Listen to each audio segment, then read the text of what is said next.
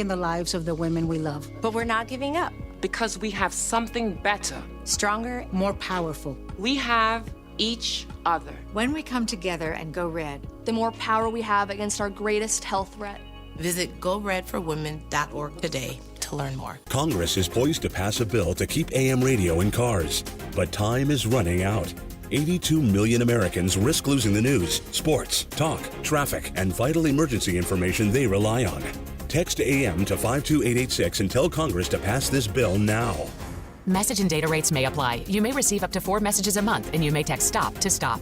This message furnished by the National Association of Broadcasters. Hi, this is Chuck and Mike from the Armstrong Advisory Group. Our guide this month is titled Retirement Tax Efficiency. Mike, when people retire, what are some of the biggest surprises that they receive in the tax department upon retiring? Well, most folks end up avoiding it, but for a lot of people, when it comes to Medicare, there can be a little bit of surprise when it comes to how those premiums get calculated on a year-to-year basis. What types of things can factor into where those premiums end up in any given year? Yeah, so there's something called IRMA, which stands for the Income-Related Monthly Adjustment Amount. And long story short, they base your Medicare premiums on your combined income, but sometimes that you don't really think about items that fall into your income. So let's say you raised your family in this home, and somewhere in the Northeast you end up selling it, and you end up making more than $500,000 on it. Or maybe it's a parent's property or a big stock or a big retirement package. You can actually see your Medicare premiums take a severe adjustment. And that's almost never income that people are thinking about. Like, no, I sold my home. Why should that factor into my Medicare? Well, it can in certain circumstances. And so it is just one area that we look at to say, hey, this is a surprise because it's a tax that nobody faces until they turn 65. Our guide this month is titled Retirement Tax Efficiency, and there are 2 different ways you can request it. The first is by calling 800-393-4001. The second is by going to ArmstrongAdvisory.com. That phone number again is 800-393-4001, or you can request the guide at ArmstrongAdvisory.com. The proceeding was paid for by Armstrong Advisory Group, a registered investment advisor. Nothing in the ad or in any Armstrong guide is specific financial, legal, or tax advice. Consult your own financial, tax, and estate planning advisors before making any investment decisions. Armstrong may contact you to offer investment advisory services. The United States Virgin Islands is the perfect place for your next vacation. Enjoy the sun-splashed beaches on St. Croix, St. Thomas, or St. John, and wake up every day to 75-degree temperatures, sand between your toes, and the finest cuisine anywhere in the Caribbean. The U.S. Virgin Islands is more popular today than it's ever been in its history, making it one of the most popular travel destinations around. This summer, heat is upon us, but the holiday season will be here before you know it. So make your plan to avoid the cold and enjoy the most fantastic spot in the Caribbean. Go to visitusvi.com right now and explore their incredible vacation packages today. Travel to and from New England is simple, and your stay will be hassle-free because this is the American Caribbean. There's no passport needed and no money to exchange. America's Caribbean paradise is waiting for you. Go to visitusvi.com and book your trip right now. That's visitusvi.com. It happens all over Massachusetts.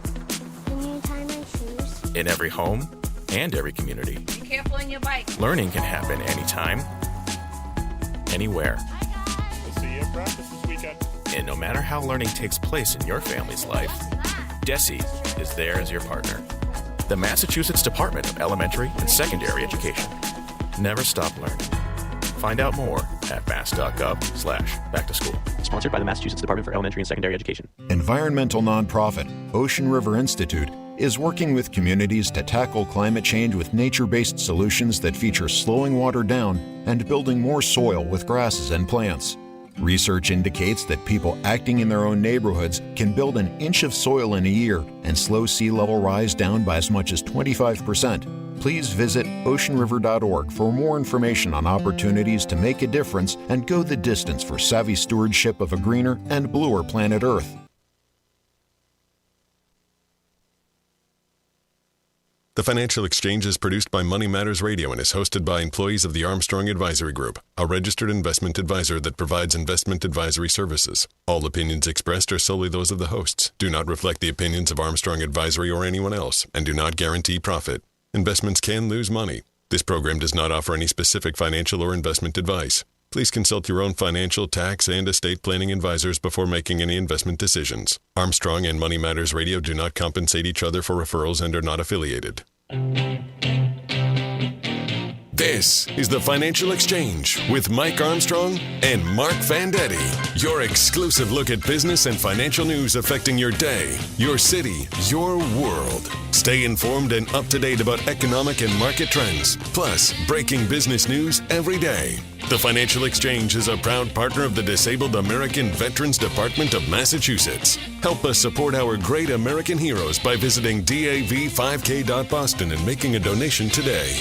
The DAV 5K Boston is presented by Veterans Development Corporation. This is the Financial Exchange with Mike Armstrong and Marc Fandetti.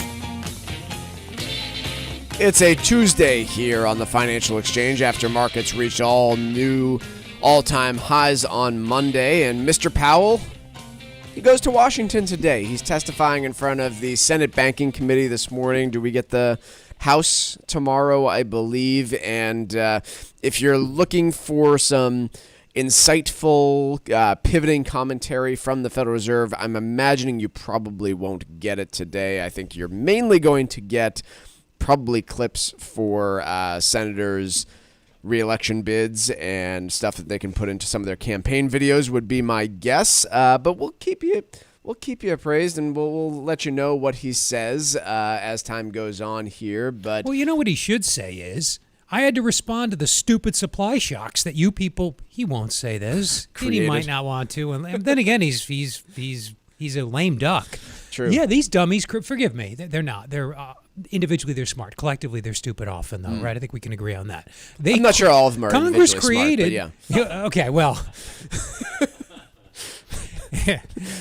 Congress created the inflation bulge by injecting stimulus. Yeah. It's important to think back about the last 5 years when you're voting this November, when you're assigning blame for the inflation. Think about what led up to it. We shut down the economy. We infused, strangled supply chains with all that stimulus. And then we said, oh, what do you know? Inflation went up. That's surprising. Who would have thought? So naturally, the Fed had to make a decision. Do we stomp it out, causing recession, or do we let it ride up and eventually ebb, which thankfully it has, though not completely? He might want to give them a little economics lesson. I don't think he's got the chops for that, frankly. Neither do I, by the way, but I definitely know he doesn't. Just give him the old, you did this to me speech. He did. Well, what would you rather have had? Recession? Stupid? Might be how I would phrase that without the stupid. Yeah, there will be plenty of other questions, I am sure, like, why isn't the Federal Reserve doing more about climate change or poverty in this country? Can't you fix the minimum wage problems that we're experiencing? So, Can you convince Biden to leave? Fully expect Jerome Powell. Because everybody else has tried, Jerome. A bunch of questions along those lines. Could you take him on a long tour of the Treasury Department, perhaps? One of those really long ones? Oh, look, Mr. President, a butterfly. We haven't seen him. I don't know where Joe Biden went. Gosh, last we saw he was with Jerome. Actually, both those guys we could just put both those guys in a raft. So that would be wonderful too. We are continuing to joke here about Jerome Powell's time in Washington because, like I said, I genuinely do not believe there will be any fundamentally serious questions that he can answer, and I unfortunately don't think that there will be any side-splitting answers that he does provide, like, well, actually, it's kind of Congress's job to deal with things like climate change and minimum wage, not the Federal Reserve's. But nonetheless, that will be, I'm sure, the point of a lot of the questions. There will be fundamentally serious questions that I'm sure he gets to, and he does have prepared remarks. So the prepared remarks will be fundamentally serious about whether or not we are seeing the turn in this economy towards recession and the higher possibility of that outcome compared to the concerns about inflation. But largely, like I said, I think it'll be him responding to a bunch of questions that are not fundamentally because the people asking them are stupid, but fundamentally because they are trying to win re-election and score bonus points by bashing on when people. you're listening, just keep in mind the Fed has a so-called dual mandate: keep prices stable and keep unemployment consistent with the economy's structure. Keep it low. But at times it can't be low because the economy is just not capable of delivering low unemployment. So there's always pressure from different parts of the political spectrum to weight more heavily one or the other of those objectives. People on the economic right, like me, they want monetary policy to stamp inflation out first. I'm more worried about that becoming embedded than unemployment going up. But other people have different priorities. There's always that tension. So if you think that Marc Fandetti is critical of the Federal Reserve and Jerome Powell, you should get acquainted with a guy named Mohamed El-Erian. And he's got a piece today in the Financial Times, which is mainly just a criticism piece of the Federal Reserve and encouraging them to make structural changes to how they operate based on what he sees as failures at the Federal Reserve over the last few years. Let's start out with where I'm not asking you, Marc. I'm asking, in terms of El-Erian, where he sees some of the main structural issues of the Federal Reserve that have been highlighted over the last few years, if you have a sense for them. Because he's been, I hesitate to think of bigger public figures that have been more critical of the Federal Reserve than Mohamed El-Erian over the last 3 years. Yeah, it seems like his criticisms revolve around the process through which they arrive at forecasts. So I don't know if he thinks they should revamp their entire model, which they're not going to do in the short term because you can't, but that might be advised. And then what they do with that data once they get it and how quickly they revise their opinions when the facts seem to conflict with the way they thought things were going to unfold.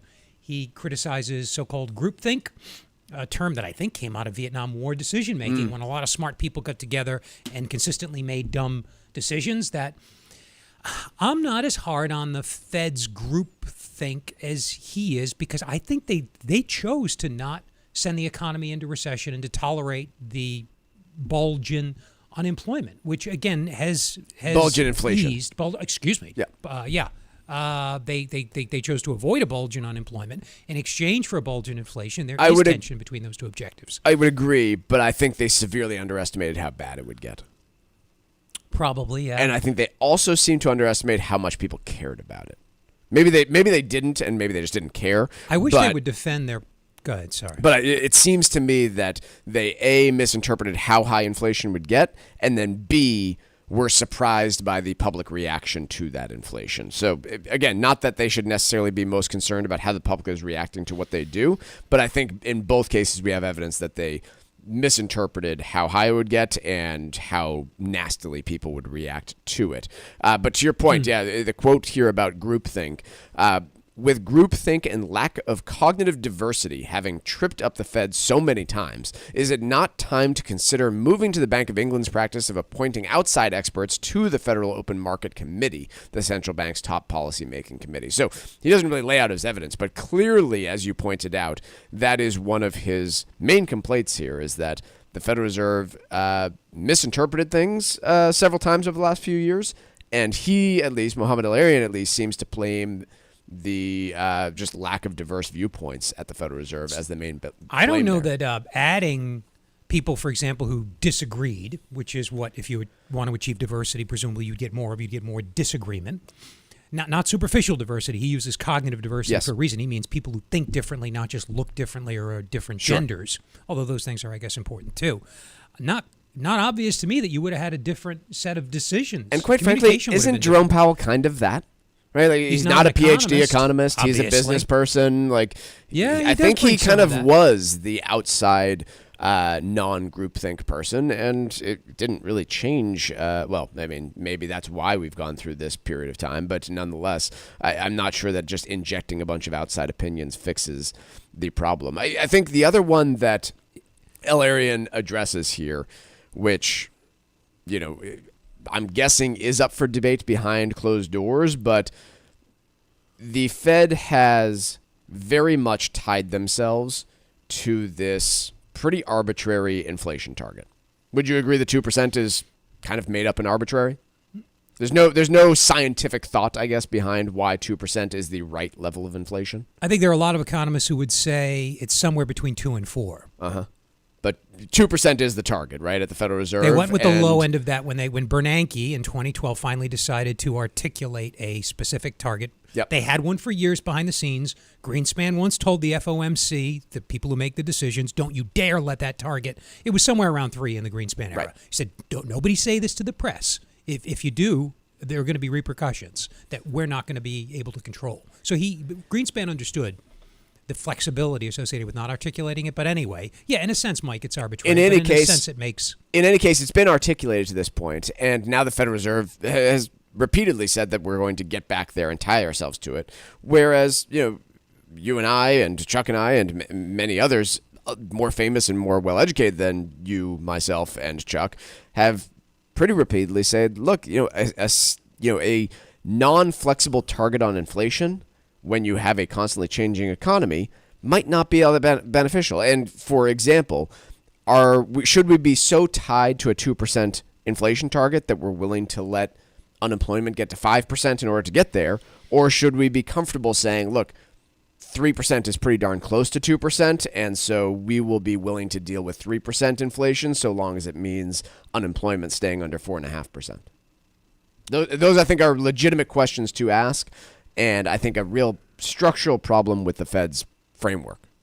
Yeah, the account I gave, by the way, comes from a book by the name of a guy called Alan Blinder. He was on the he was vice chairman of the Fed in the 90s. It's a good account if you're interested. He points out the pros and the cons, and there are strong pros and cons to a quantitative and explicit inflation target.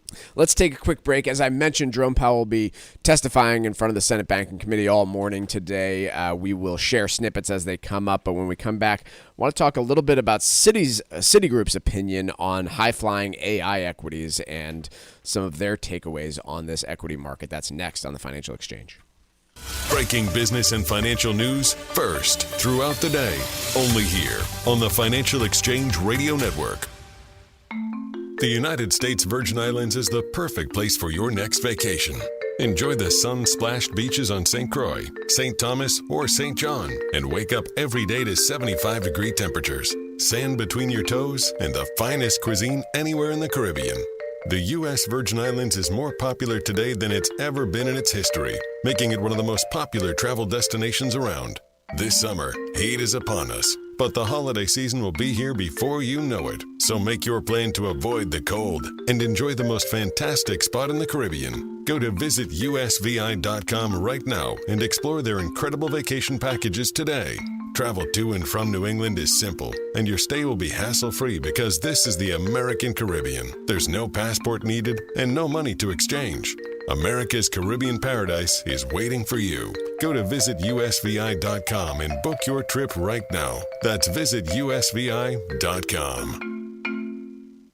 There are many factors to consider when planning for your retirement, including the importance of your tax liability. This is Mike Armstrong from the Armstrong Advisory Group. Reducing tax liability can be potentially more effective than chasing higher investment returns. If you are nearing retirement and need to understand how to help your investment approach and limit your tax liability, call us at 800-393-4001 and request our new guide called Retirement Tax Efficiency. We'll educate you on ways to create a tax-efficient strategy, as well as the basic steps that make up a sound retirement plan, including how to protect your money in a down market. Call 800-393-4001 and get your guide today. That number again is 800-393-4001, or you can request it online at armstrongadvisory.com. The proceeding was paid for by Armstrong Advisory Group, a registered investment advisor. Nothing in the ad or in any Armstrong guide is specific financial, legal, or tax advice. Consult your own financial, tax, and estate planning advisors before making any investment decisions. Armstrong may contact you to offer investment advisory services. If you or a loved one needs a nursing home stay and you aren't prepared,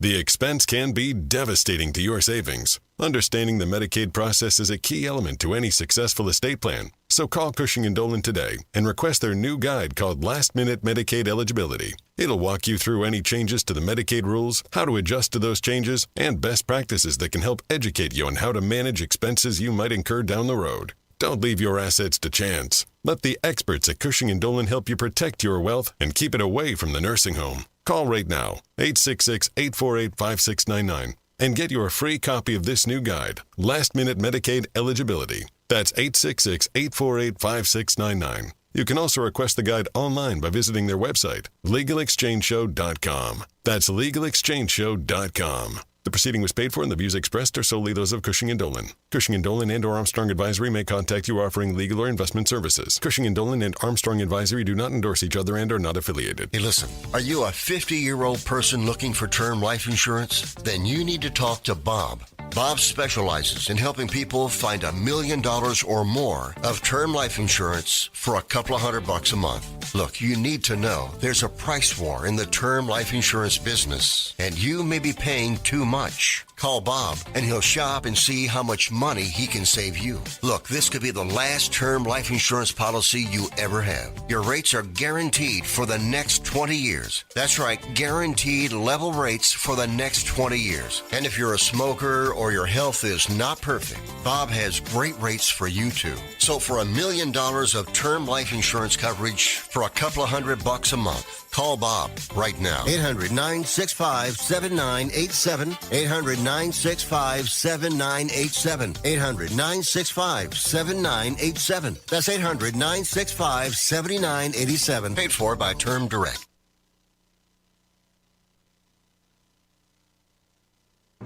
Get up-to-the-minute market updates with Wall Street Watch, weekdays at 10:30, only here on the Financial Exchange Radio Network. The Financial Exchange has built an incredible partnership with the Disabled American Veterans Department of Massachusetts. We can't wait to take part in this year's DAV 5K, set for Saturday, November 9th at Fort Independence on Castle Island, and registration's now open. You can help our great American heroes by walking, running, or simply making a donation. Your gifts will support services such as the Veteran Advancement Program, which offers permanent and affordable housing opportunities for veterans and their dependents. Learn more at DAV5K.Boston. The DAV 5K Boston is presented by Veterans Development Corporation. So Friday of last week, we got a jobs report indicating, among other things, that the unemployment rate ticked up to 4.1%. Thursday of this week, we're going to be getting a report on inflation, the CPI report, which is not the Fed's preferred measure of inflation, but nonetheless is the first measure of inflation that we get on a monthly basis, looking at prices in June. So tune in there and understand what we see in terms of price increases year over year and through the month of June, which is widely expected to continue this path of lower inflation. Jerome Powell in Washington today, testifying in front of the Senate Banking Committee and in prepared remarks, saying, quote, reducing policy restraint too little or too late could unduly weaken economic activity and employment. No new news there, but I think a further indication that, the Federal Reserve and Jerome Powell are continuing their shift towards a focus on the labor market and away from inflation. We will see how he describes the labor market. I think in previous prepared remarks, the labor market has been described as strong or very strong. I've heard some people saying, okay, well, do they shift that to a description of a solid labor market as opposed to strong? But this is literally the parsing of words that occurs when Jerome Powell and the Federal Reserve speak, and what we should expect today. Cracks have emerged in the economy over the last 6 months. They're small cracks. Mm-hmm. The question is always, are they going to widen, and will the result be full-blown recession? The Fed believes, and this is reasonable, that the balance of risks has shifted away from upward pressure on inflation caused by a tight economy, economic growth that's higher than potential, if you like, that's one way to think about it, to slowing growth and the danger of recession. This is the classic dilemma. These two things, economic pressure, which is good and fun, unemployment's low, growth is high, stocks are up, but those pressures eventually cause inflation when the economy starts busting at the seams. That's where we've been. The supply shocks and the big jump and fall in inflation aside, core inflation, which measures the extent to which the economy is producing above its speed limit, that's been elevated as well. If that's truly under control now, then the balance of risks have shifted. The Fed's probably right to be putting more emphasis on when do we start cutting. Right. A couple of market pieces from Bloomberg today. One, an interview with Citi analysts.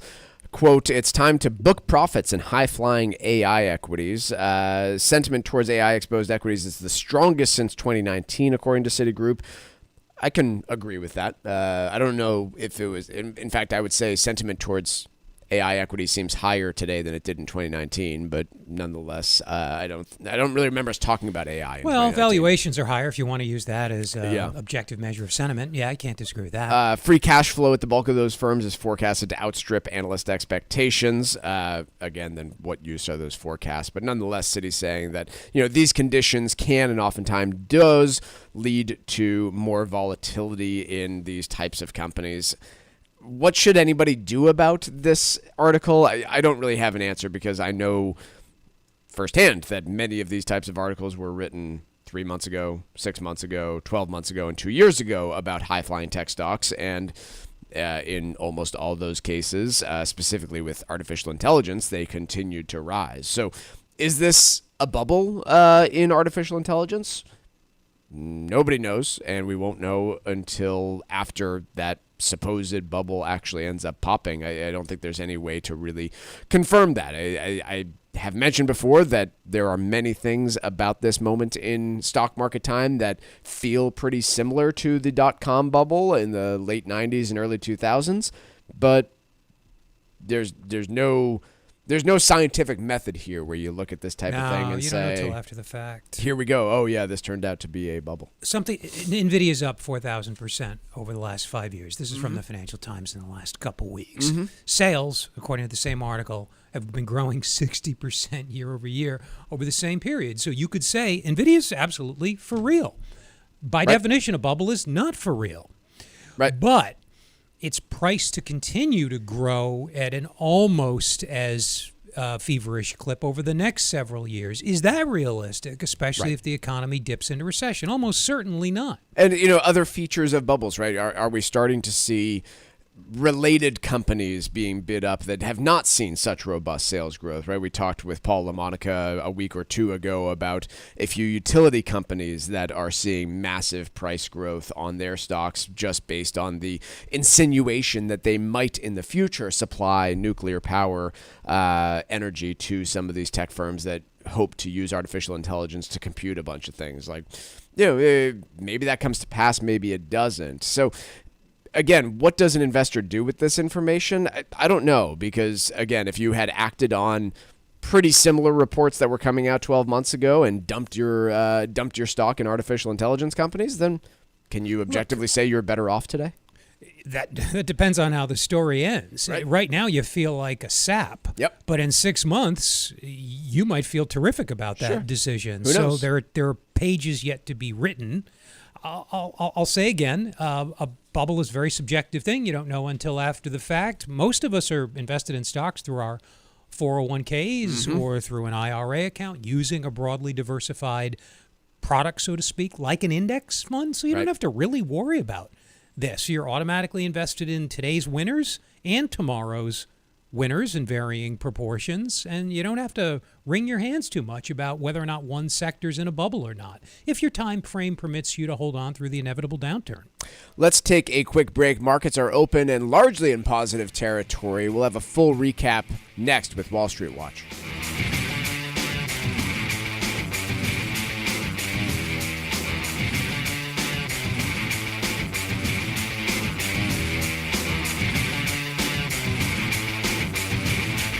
Like us on Facebook and follow us on Twitter @TFE Show. Breaking business news is always first, right here on the Financial Exchange Radio Network. Are you looking to volunteer for an amazing nonprofit organization that helps our veterans? The DAV Department of Massachusetts Transportation Network needs volunteers right now. This network provides free transportation to and from any VA medical appointment for veterans of all eras. To become a volunteer driver, you do not need to be a veteran or a DAV member. You just need to have the willingness to help our veterans and have a valid driver's license. Sign up now at davma.org. That's davma.org. An unexpected nursing home stay can be devastating to your savings. Call Cushing & Dolan today and request their new guide called Last Minute Medicaid Eligibility. Protect your assets from the nursing home and maintain your wealth. Call right now. 866-848-5699. That's 866-848-5699. Or request the guide online by visiting LegalExchangeShow.com. That's LegalExchangeShow.com. The proceeding was paid for and the views expressed are solely those of Cushing & Dolan. Cushing & Dolan and or Armstrong Advisory may contact you offering legal or investment services. Cushing & Dolan and Armstrong Advisory do not endorse each other and are not affiliated. Are you retired like me and you just found out you owe the IRS a ton of money? Well, what would your life be like if they took your retirement savings away from you? They can do it and your property. If you owe the IRS back taxes or you haven't filed in a while, the Tax Relief Line is here to help you. They can stop the IRS from taking your retirement savings. If you qualify, you could have your tax bill reduced to zero. That's right. If you're retired and you owe the IRS a lot in back taxes, you could have your entire tax bill reduced to zero due. The IRS has now hired thousands of new employees, so they're ready to come after you. Don't let them take your retirement savings or property. Make this free call now. 800-251-2153. 800-251-2153. 800-251-2153. That's 800-251-2153. The United States Virgin Islands is the perfect place for your next vacation. Enjoy the sun-splashed beaches on St. Croix, St. Thomas, or St. John, and wake up every day to 75-degree temperatures, sand between your toes, and the finest cuisine anywhere in the Caribbean. The U.S. Virgin Islands is more popular today than it's ever been in its history, making it one of the most popular travel destinations around. This summer, heat is upon us, but the holiday season will be here before you know it. So make your plan to avoid the cold and enjoy the most fantastic spot in the Caribbean. Go to visitusvi.com right now and explore their incredible vacation packages today. Travel to and from New England is simple, and your stay will be hassle-free because this is the American Caribbean. There's no passport needed and no money to exchange. America's Caribbean paradise is waiting for you. Go to visitusvi.com and book your trip right now. That's visitusvi.com. This is Tucker Silva of the Financial Exchange Show, and I'm joined today by estate planning attorney Todd Lutzke from the law firm of Cushing & Dolan with your Financial Exchange quick tip of the day. And today we're talking about techniques that can help protect your assets from long-term care expenses last minute. Todd, what happens to your home when a spouse enters a nursing home and no planning has been done? And is it different for single individuals? Yeah, so very good question, and the answer is yes, it is different. So let's talk about the spouse first. When you're married, if you have a spouse living in the home, regardless of the value of the home, as long as it's located in Massachusetts, it's non-countable. And it's non-lienable. So it's really, truly protected. Now, don't leave it that way. Make sure you put it 100% in the name of the healthy spouse after that happens. However, for a single individual, it's a little different. As long as the value doesn't exceed $1,071,000, there's a number that changes every year. It goes up. Then it would be countable if it's worth more than that. If it's worth less than that, and you check a box that you intend to return home, it's non-countable, but it's lienable. But so what? Getting on the Medicaid at the Medicaid rate is better than paying privately. Todd Lutzke and the estate planning experts at Cushing & Dolan have written a brand new guide that details last-minute Medicaid eligibility. You can request this brand new guide by calling 866-848-5699. That's 866-848-5699, or you can simply request the guide from their website, LegalExchangeShow.com. The proceeding was paid for and the views expressed are solely those of Cushing & Dolan. Cushing & Dolan and or Armstrong Advisory may contact you offering legal or investment services. Cushing and Armstrong do not endorse each other and are not affiliated.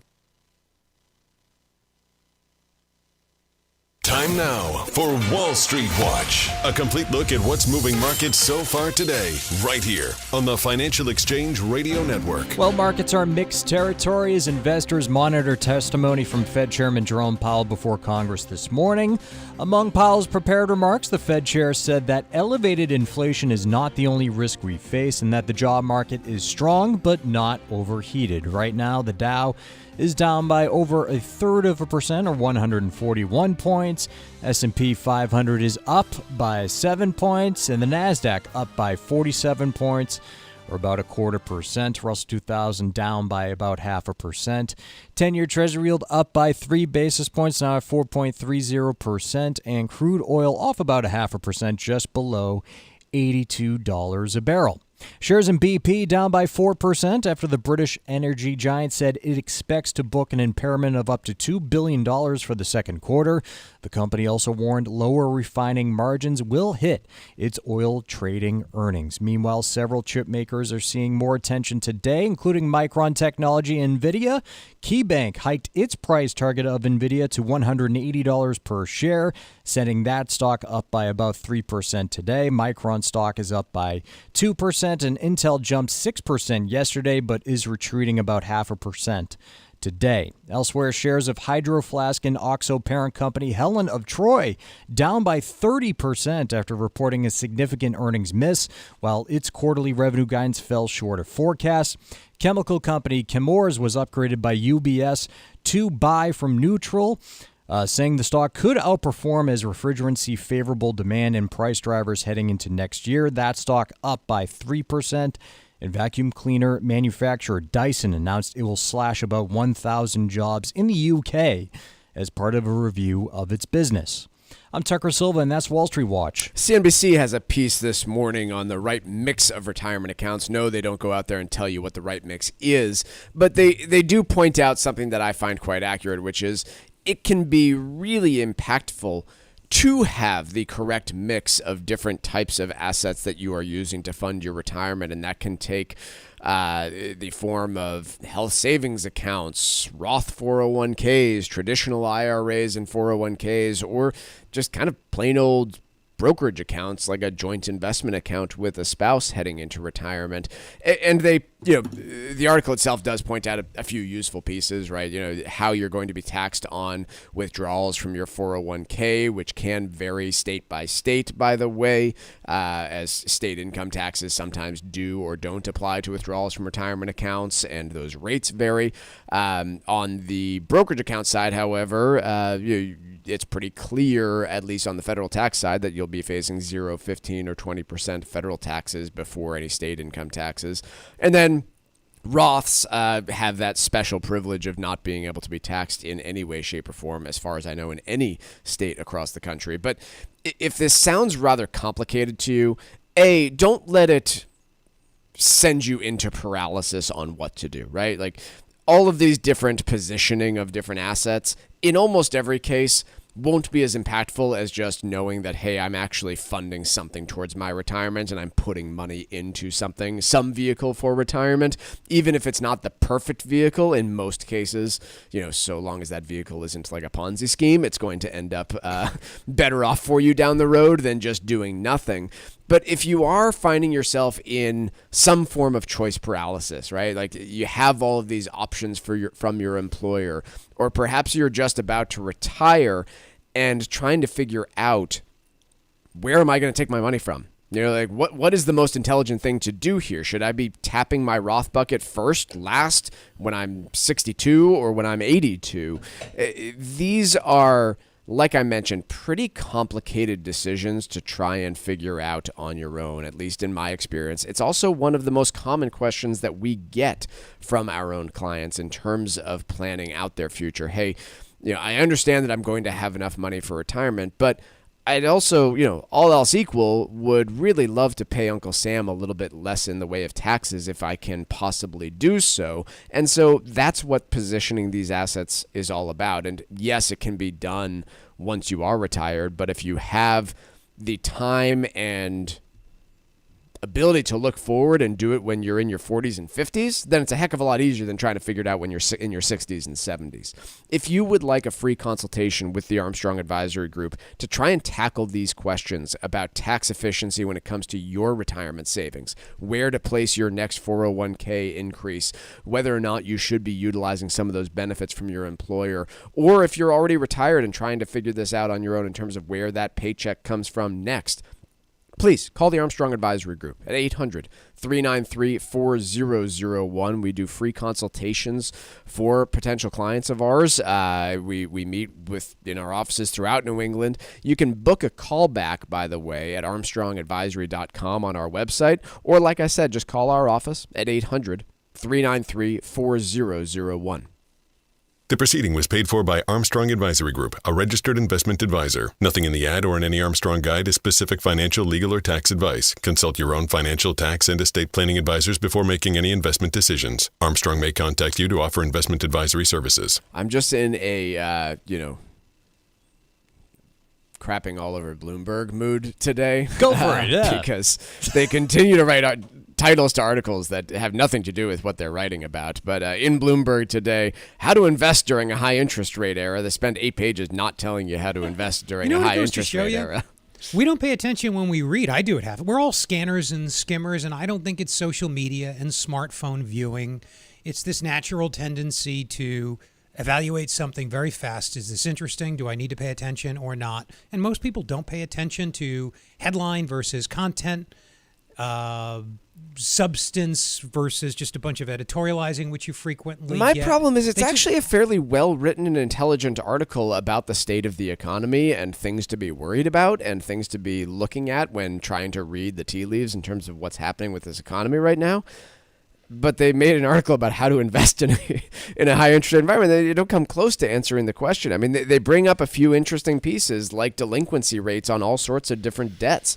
And that is something that I would want to keep an eye on and is another one of those indicators of the health of the U.S. economy, right? The pace of credit card and auto loans moving into serious delinquency, meaning the payments are overdue by 90 days or more, it rose in the first 3 months of 2024. So not only the rate at which those are in delinquency, but the pace at which they're falling into delinquency is increasing at a pretty rapid pace. Like, that's interesting data that is helpful in terms of understanding what's going on with this economy right now.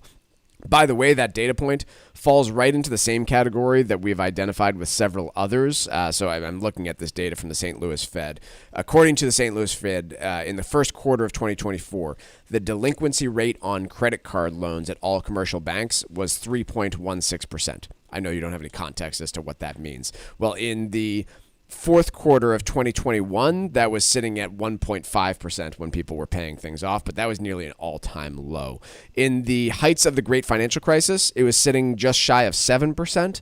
And for most of the 2010 decade, it was between 3.5% to a low of 2%. And so we've seen this rapid increase, but we are once again in areas that were right around where we were in the 2010 decade and substantially lower than where we were pre-great financial crisis. So is this a concern? Well, if it continues that the current trend that we've seen, like has happened with unemployment and several other areas of the economy, then you could see this as a path towards recession. It's not showing up in equities, though, and that's what gives me pause about buying into the, oh my God, the economy's softening, the risks have shifted toward recession and away from an overheating economy and upward pressure on inflation. Stocks are not a perfect leading indicator. They throw off a lot of false positives. True. But for a lot of good reasons, they have been. And looking ahead should be a decent, should reliably prefigure what's going on in the real economy. Investors are constantly looking forward. You don't buy stocks based on what they've done historically. You do if you're a long-term investor. I should qualify that. You're looking at past returns and stocks' relationship to the economy, and in light of your time frame, making hopefully a reasonable allocation to them. But looking ahead is what traders do every day, and stocks are up 16% this year. True. It's hard to argue that looking at stocks, high-yield bonds, other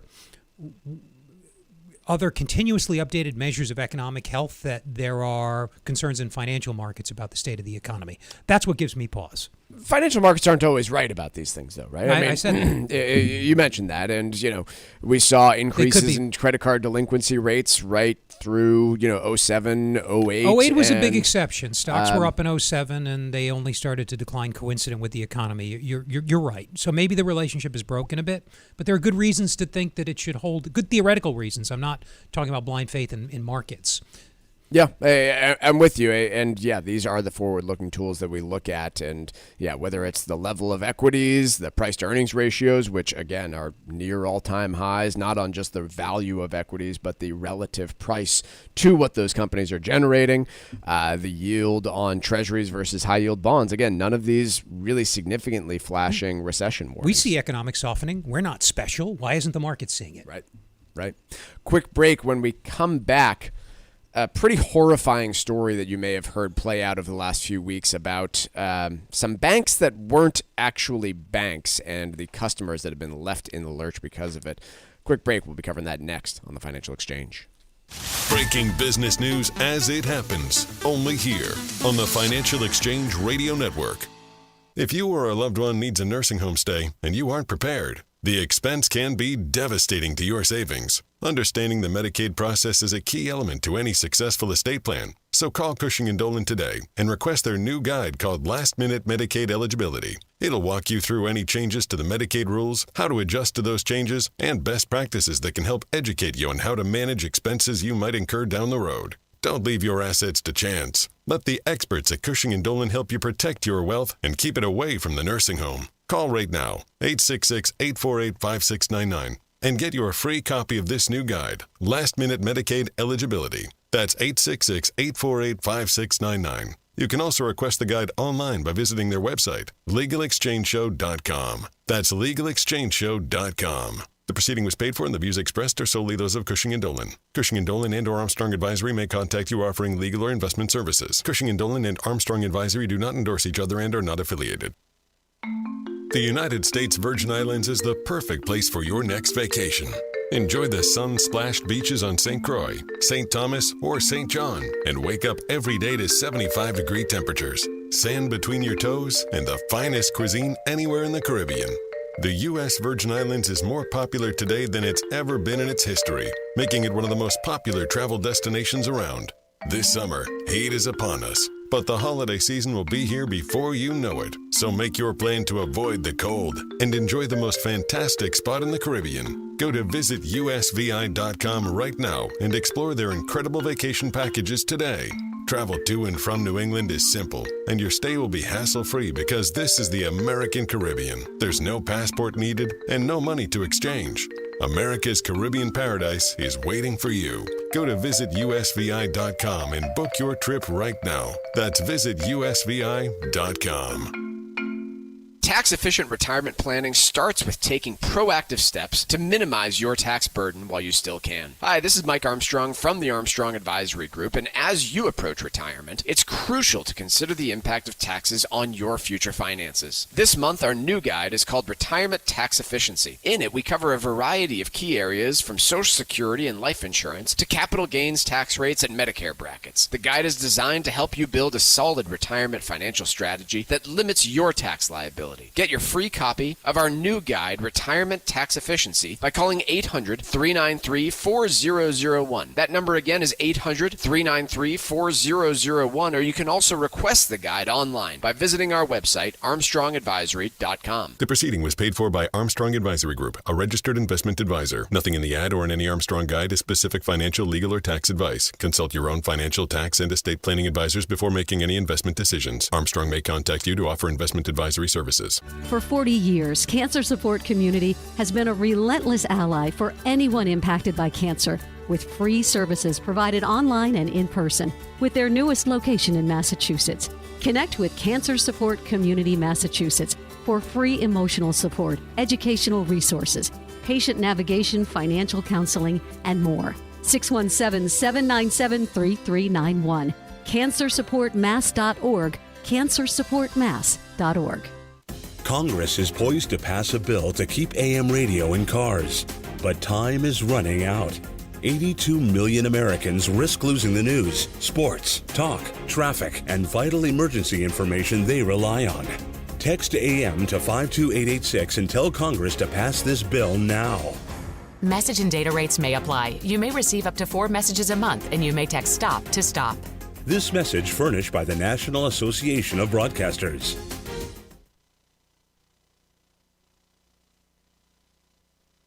Text us 617-362-1385 with your comments and questions about today's show, and let us know what you think about the stories we're covering. This is the Financial Exchange Radio Network.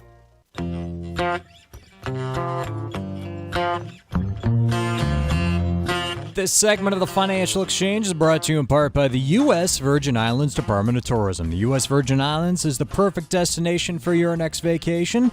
Enjoy St. Croix, St. Thomas, or St. John, and enjoy pristine beaches, world-class dining, and fall naturally in rhythm with the heartbeat of the islands. There's no passport required or money to exchange. Go to visitusvi.com and book your trip today. That's visitusvi.com. Has anyone before this last 2 weeks heard of a company called Synapse Technology?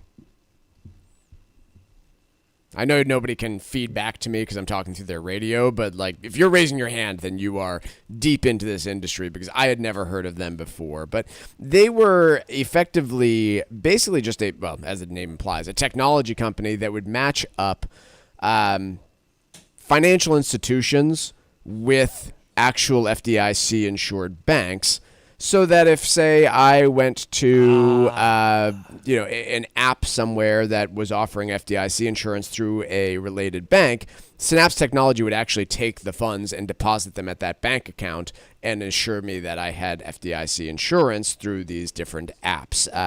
These apps you may have heard of before: Juno, Yield Street, Yotta, Y-O-T-T-A is the name of that one, all utilize this technology to effectively offer a platform that did all sorts of different lending and things like that, but was not a bank themselves, but wanted to be able to offer and advertise FDIC insurance. And they did have it, because effectively what was happening here is, let's use an example that maybe more people are familiar with, like a Venmo, where you would store money on these platforms, and then, again, every night they would use this Synapse technology to take those funds from your online account with this institution to a bank and actually capture your FDIC insurance. So in the event that there was a big collapse, your funds weren't held with Yotta, they were held with an FDIC insurance bank. Here's the problem, is when that underlying technology that matches up the bank and the application fails and goes bankrupt, there's suddenly a bit of an unraveling that's happening here in terms of, hey, where the hell is my money? I want it. Give it to me. And the companies like Yotta and many others, Juno and Yield Street, have no records of where this money actually is being stored, leading to thousands of customers with millions of dollars of deposits that they no longer have access to. It's genuinely a terrifying story the real concerning piece here of this whole thing is, this company Synapse is working through bankruptcy, and figuring out, hopefully, for a lot of these customers where their funds are actually deposited, because that's the question is, okay, Synapse, you were responsible for finding the bank where the FDIC insurance was going to be provided, and if your records are no longer available because you are bankrupt, then it could mean that we can't find the deposits. The very concerning question that was, the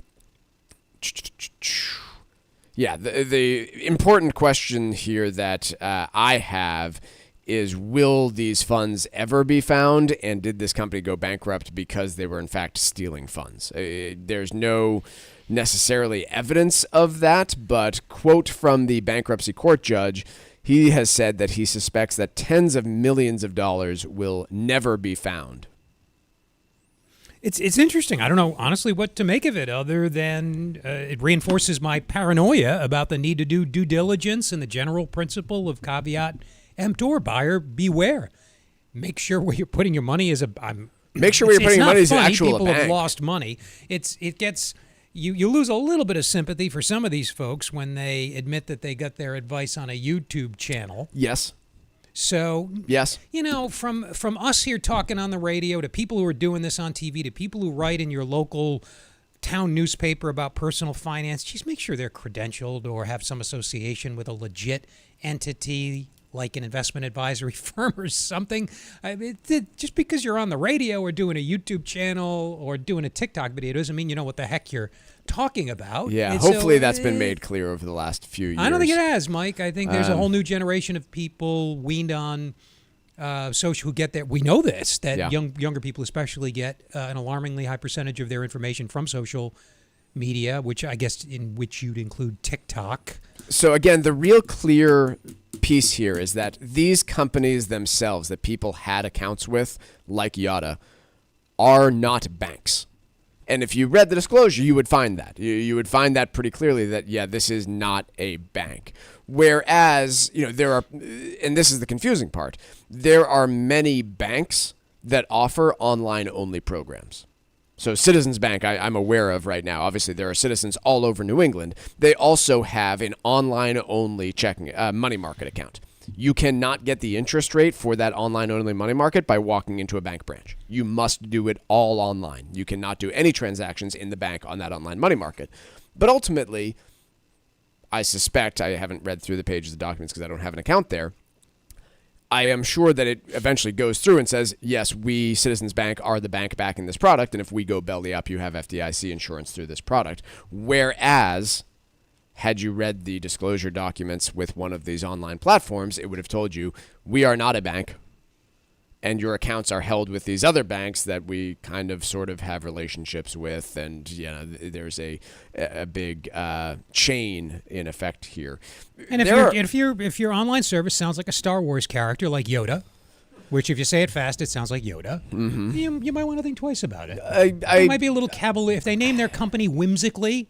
Like Chewbacca Savings and Loan. Oh, isn't that whimsical and cute? Yeah. Give it another look. Yeah, I think that's a good idea. Like Synapse. As much as I complain about the 50 different banks that have the name Citizens in it, they all, as far as I'm aware, are actual banks, and they do boring pretty well. So that's what you want in a bank. That might be some of the lesson here. Quick break. When we come back, well, a lot more to talk about in the second hour. Continued discussion with Jerome Powell in front of the Senate Banking Committee this morning, and then more about the U.S. housing crisis and what's actually going on there. Quick break. We'll be right back.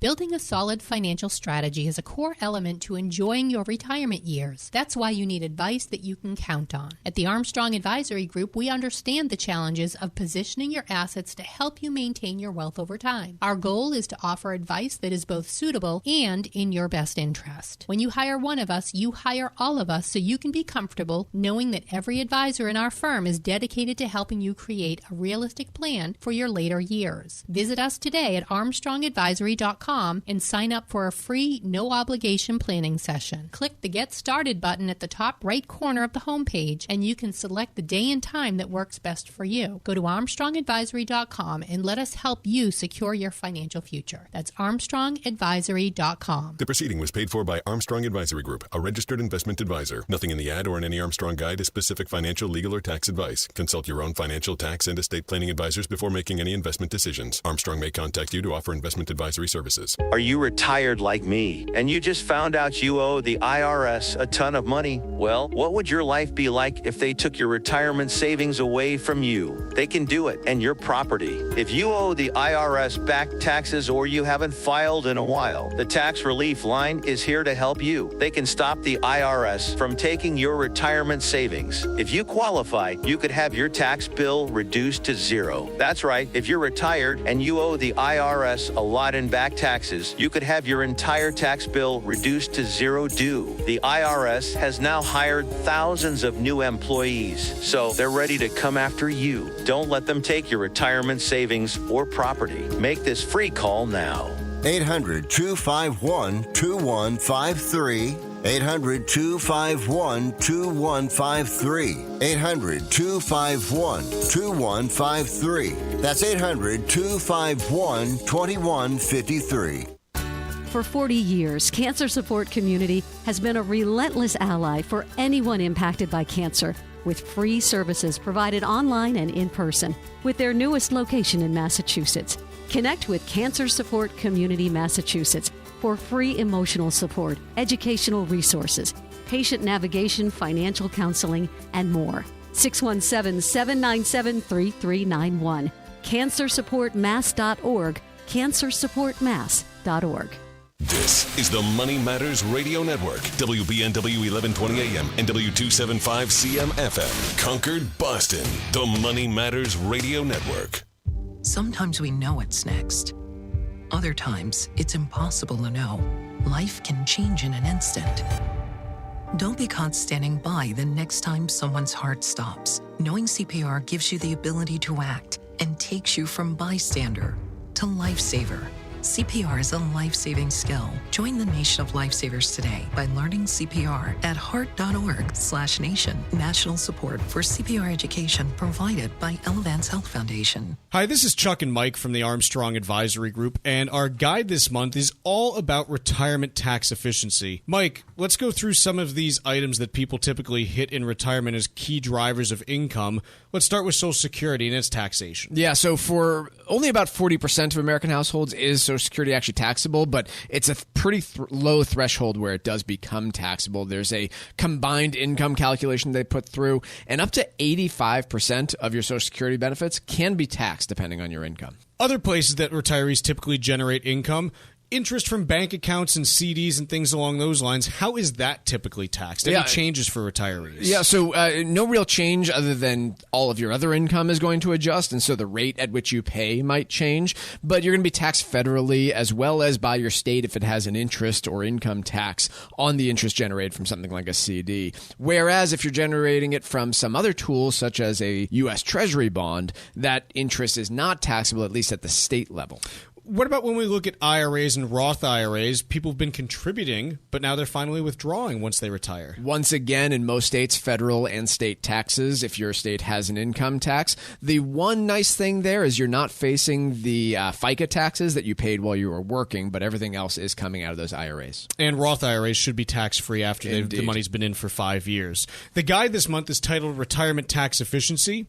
2 different ways to request it. First, by calling 800-393-4001. Second way is by visiting ArmstrongAdvisory.com. That number again is 800-393-4001 or visit ArmstrongAdvisory.com. The proceeding was paid for by Armstrong Advisory Group, a registered investment advisor. Nothing in the ad or in any Armstrong guide is specific financial, legal, or tax advice. Consult your own financial, tax, and estate planning advisors before making any investment decisions. Armstrong may contact you to offer investment advisory services. Changes to Medicaid occur almost every year, and if you're not informed, your assets could be at risk, especially if you or your spouse need nursing home care. Cushing & Dolan are experts in elder law, and their new guide is called Last Minute Medicaid Eligibility. It'll help you understand the Medicaid process, which is critically important if you're retired or getting close to retiring. The guide has important information regarding numerous strategies that can protect your assets from the nursing home. It could be your primary home, a vacation home, or any rental property you may own. You've worked hard to achieve wealth, so don't take chances when it comes to protecting it. Get your copy of Cushing & Dolan's brand new guide called Last Minute Medicaid Eligibility. Call right now, 866-848-5699. That's 866-848-5699. Or you can request it online by visiting LegalExchangeShow.com. That's LegalExchangeShow.com. The proceeding was paid for and the views expressed are solely those of Cushing & Dolan. Cushing & Dolan and or Armstrong Advisory may contact you offering legal or investment services. Cushing & Dolan and Armstrong Advisory do not endorse each other and are not affiliated. The United States Virgin Islands is the perfect place for your next vacation. Enjoy the sun-splashed beaches on St. Croix, St. Thomas, or St. John, and wake up every day to 75-degree temperatures, sand between your toes, and the finest cuisine anywhere in the Caribbean. The U.S. Virgin Islands is more popular today than it's ever been in its history, making it one of the most popular travel destinations around. This summer, heat is upon us, but the holiday season will be here before you know it. So make your plan to avoid the cold and enjoy the most fantastic spot in the Caribbean. Go to visitusvi.com right now and explore their incredible vacation packages today. Travel to and from New England is simple, and your stay will be hassle-free because this is the American Caribbean. There's no passport needed and no money to exchange.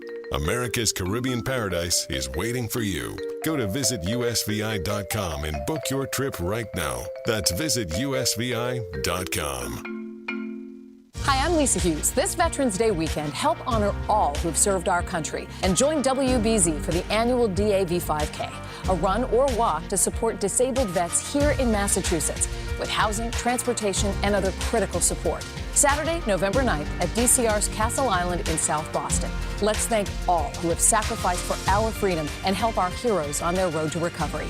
Visit DAV5K.Boston to register or donate today. The DAV 5K Boston is presented by Veterans Development Corporation. Are you looking to volunteer for an amazing nonprofit organization that helps our veterans? The DAV Department of Massachusetts Transportation Network needs volunteers right now. This network provides free transportation to and from any VA medical appointment for veterans of all eras. To become a volunteer driver, you do not need to be a veteran or a DAV member. You just need to have the willingness to help our veterans and have a valid driver's license. Sign up now at davma.org. That's davma.org.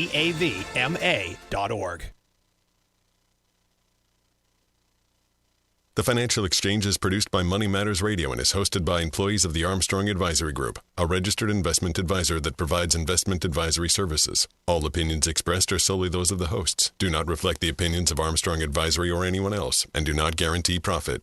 Investments can lose money. This program does not offer any specific financial or investment advice. Please consult your own financial, tax, and estate planning advisors before making any investment decisions. Armstrong and Money Matters Radio do not compensate each other for referrals and are not affiliated. This is the Financial Exchange with Mike Armstrong and Marc Fandetti. Your exclusive look at business and financial news affecting your day, your city, your world. Stay informed and up to date about economic and market trends, plus breaking business news every day. The Financial Exchange is a proud partner of the Disabled American Veterans Department of Massachusetts. Help us support our great American heroes by visiting DAV5K.Boston and making a donation today. The DAV 5K Boston is presented by Veterans Development Corporation. This is the Financial Exchange with Mike Armstrong and Marc Fandetti. Welcome back to the Financial Exchange. Jerome Powell remains in D.C. this morning, testifying in front of the Senate Banking Committee. Senator John Kennedy of Louisiana currently questioning him on the state of the economy, and I think some indications that some senators are likely reading about of a slowing economy that we have ourselves talked about on this program, and whether or not it necessitates rate cuts sooner than later. And so we'll keep you up to date on any significant splits or changes or pivots that we think that Powell makes today, but I don't expect to really see any. I think his commentary and answers to questions are largely going to be focused the same as they have before, which are discussions about an economy that is showing some signs of slowing, but by and large still bears some risks of higher inflation, and so they will continue to interpret data. Probably trying to get them to understand that the balance of risks has shifted a little bit. The economy is slowing down. On the margin, evidence is mixed, but there are a number of things pointing to that, which means less upward pressure on prices. The problem for the past couple of years in terms of underlying inflation, headline inflation, all items went up and down with the supply shocks and the excess stimulus of COVID, but underlying inflation has remained elevated. That started to slow as well, probably because the economy is slowing. Powell, I think, is trying to get that point across, possibly to prepare them for a rate cut later in the year that's going to come close to the election. He will inevitably be accused of taking sides because rate cuts are viewed as stimulative. They're welcomed by the stock market. It'll probably set off a little buying frenzy, and that'll be perceived as engineered to help Joe Biden, as if anything could at this point. We talked about this a bit on the program yesterday, and Chuck's point being, maybe they'll move in July, so it doesn't seem like they're moving right ahead of the election if there's enough evidence to support it. And the fact of the matter is, no matter what the Federal Reserve ends up doing in the September meeting, it's going to be perceived as political, right? Because let's say the evidence is really piling up for a rate cut, and they say, too close to the election, we're not cutting rates. You're responding to politics in that case. If you're trying to avoid the ire of Donald Trump, good luck. You're damned if you do and if you don't with him. So he's already criticizing. They haven't even done anything, and he wants to set interest rates. Look, maybe politically that's the way this country wants to go over the next generation. Maybe Fed independence is a quaint idea. I think it's produced some good outcomes, but who knows? Pretty important. Most researchers think, yeah, it is. But look, Mike, we don't know what the future holds. The preferences of younger generations might be different than those that have prevailed over the past say several decades. It sounds weird to me. Speaking of Trump and elections, according to 538, which if you're not familiar with, Nate Silver's, I think, previous company, I don't believe he still has an ownership or representation stake there, but they go out and they take averages of pretty much every poll done in the United States and weight them differently based on their breadth and what sort of questions they ask. On June 26th, the day prior to the debate, Trump had a 0.1% lead. You are now looking at a lead of around 2.2%. And so many analysts out there on markets and the economy starting to ask, okay, what might this mean for the stock market?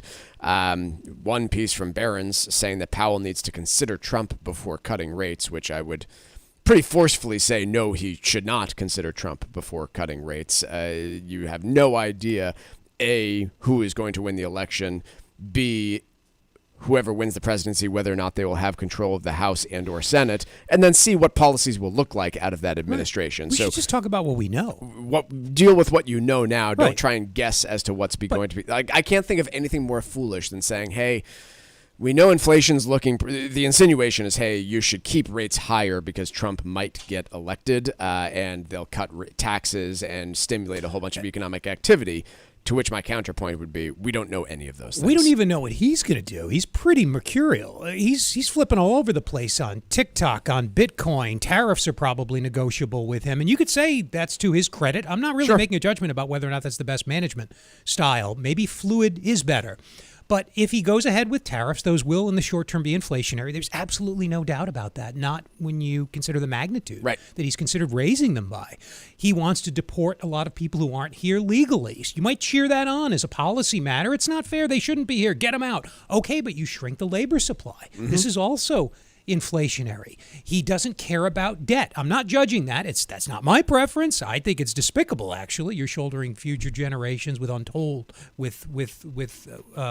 relentlessly growing amounts of debt. But both political parties were sworn off giving a crap about the deficit. So all of those things point to higher rates, more price pressure. They're generally inflationary. You could argue that some components of Biden's program are too, but Trump looks at this point to be the winner, so we've got to look at what the implications of his program are. But we don't know to what extent. Now, he's got tariff control to a degree. He could do some things himself. Unilaterally through the White House, but he could do some things himself. Can't lower taxes. No, he's going to need Congress, and we don't know how that's going to shake out. Can't pass sweeping immigration reform. He could do some things by executive action, but they'll be challenged. He tried that last time. They didn't all stick. So we don't know. But going with the increasingly high probability, the less competent Joe Biden becomes, which is inevitable day by day, you have to count on Trump winning, and you have to evaluate objectively the implications of what he says he wants to do. There's a piece today from Bloomberg about the state of the housing crisis in America. And when they talk about a housing crisis, they're talking about the unaffordability or the lack of affordability of housing in the United States, which has been coming into focus over the last few years. And here's the argument from Bloomberg. We don't have a housing crisis, and you can't fix it by building more housing. Instead, you need to find ways to increase the power of the labor market and the power of labor and generally wages so that people can afford houses in the first place. I think that argument's pretty broken. Why don't you break down your takeaways on that argument, Marc? No, I think it is a supply. Geez, I don't see how you can deny that where supply and demand are meeting results in high prices. That's of housing right now. Yes, that is fundamentally true. I don't think anyone would object to the idea that from a historical, that's all we can do is, from a historical perspective, no matter what you compare it to, the cost of rent or buying a home right now, whether you compare it to wages throughout history or any other metric, it's high. And pushing a policy that aims to push wages up will keep unemployment artificially high too. That pushes the labor market out of balance. So you're talking about higher wages but fewer people working. You want wages to adjust to keep unemployment to a minimum during the inevitable downturn. The reason we have unemployment is that there's a mismatch between what workers want, according to the traditional economic model. There's supply and there's demand for labor. Mm-hmm. If you're not at a wage where those two schedules, if you like, meet, you get unemployment, which is the difference between the two. That's the traditional way. There are more sophisticated searching and matching models that labor economists use, but let's use the traditional model. So keeping wages high would result in higher unemployment. Again, it's like with inflation and unemployment or growth. You want lower inflation? The price will probably be, for a time anyway, slower growth and higher unemployment. There's really no free lunch. Right. And the argument that, hey, so here's a quote from this piece. Suppose America manages to add 7 million homes. Will housing become affordable for everyone? I doubt it. Certainly the added supply will lower prices, but not nearly far enough for the country's millions of extremely low-income families. I guess the question would be, is it our goal as a society to ensure that every single American can afford to buy a home? We're never going to achieve that. I don't think that that's very achievable. That's not an interesting argument, Mike. I don't really think that should be the policy objective. It's not an interesting argument. It's not well thought out. Now, if you want to talk about, running the economy hotter so that fewer people are unemployed and we make labor gains like we've been talking about for the last 10 years and the Federal Reserve has been focusing on, I think that's an intelligent argument, but don't expect it to make housing more affordable, right? If you run the labor market, part of the reason that we're seeing such an expensive housing market right now is because people have jobs, their wages have gone up, and they can afford more housing. How stupid that statement is. If this policy does not achieve success to 100% degree, we shouldn't pursue it. What kind of asinine philosophy is that? You'd never do anything. Let's take a quick break. When we come back, we're going to have some trivia, some Olympics trivia next on the Financial Exchange. Tune in for Trivia, brought to you by Applebee's. Every day at 11:20 for your chance to win cool prizes. Text us at 617-362-1385 and use keyword Applebee's. Complete rules are available at financialexchangeshow.com. This is the Financial Exchange Radio Network. Hi, I'm Lisa Hughes. This Veterans Day weekend, help honor all who've served our country and join WBZ for the annual DAV 5K, a run or walk to support disabled vets here in Massachusetts with housing, transportation, and other critical support. Saturday, November 9th at DCR's Castle Island in South Boston. Let's thank all who have sacrificed for our freedom and help our heroes on their road to recovery. Visit DAV5K.Boston to register or donate today. The DAV 5K Boston is presented by Veterans Development Corporation. An unexpected nursing home stay can be devastating to your savings. Call Cushing & Dolan today and request their new guide called Last Minute Medicaid Eligibility. Protect your assets from the nursing home and maintain your wealth. Call right now. 866-848-5699. That's 866-848-5699. Or request the guide online by visiting LegalExchangeShow.com. That's LegalExchangeShow.com. The proceeding was paid for and the views expressed are solely those of Cushing & Dolan. Cushing & Dolan and or Armstrong Advisory may contact you offering legal or investment services. Cushing & Dolan and Armstrong Advisory do not endorse each other and are not affiliated. Tax-efficient retirement planning starts with taking proactive steps to minimize your tax burden while you still can. Hi, this is Mike Armstrong from the Armstrong Advisory Group, and as you approach retirement, it's crucial to consider the impact of taxes on your future finances. This month, our new guide is called Retirement Tax Efficiency. In it, we cover a variety of key areas from Social Security and life insurance to capital gains tax rates and Medicare brackets. The guide is designed to help you build a solid retirement financial strategy that limits your tax liability. Get your free copy of our new guide, Retirement Tax Efficiency, by calling 800-393-4001. That number again is 800-393-4001, or you can also request the guide online by visiting our website, armstrongadvisory.com. The proceeding was paid for by Armstrong Advisory Group, a registered investment advisor. Nothing in the ad or in any Armstrong guide is specific financial, legal, or tax advice. Consult your own financial, tax, and estate planning advisors before making any investment decisions. Armstrong may contact you to offer investment advisory services. It happens all over Massachusetts. Can you tie my shoes? In every home and every community. Be careful on your bike. Learning can happen anytime, anywhere. We'll see you at practice this weekend. And no matter how learning takes place in your family's life, DESE is there as your partner. The Massachusetts Department of Elementary and Secondary Education. Never stop learning. Find out more at mass.gov/backtoschool. Sponsored by the Massachusetts Department for Elementary and Secondary Education. Despite overwhelming support from Democrats and Republicans, time is running out for Congress to pass the AM Radio for Every Vehicle Act, which will keep AM radio in cars. Text AM to 52886 and ask Congress to bring this bill to a vote now. AM radio is too important to let this moment pass us by. Message and data rates may apply. You may receive up to 4 messages a month, and you may text STOP to stop. This message furnished by the National Association of Broadcasters. We are the Debt Destroyer Network. Any debt you have, credit card, tax, student loan debt, call now for free information that helps you destroy your debt. It's great advice. Plus, when you make this free call now, we have Debt Destroyer experts ready to help. They can show you how to destroy your debt and get your life back on track. Debt problems don't have to be overwhelming. You can live stress-free and debt-free. Credit cards, medical bills, IRS tax problems, even student loan debt. Learn about free programs offered by the credit card companies, hospitals, and even the government that can help slash your debt. Call the Debt Destroyer now for free information. Call now. 800-430-8804. 800-430-8804.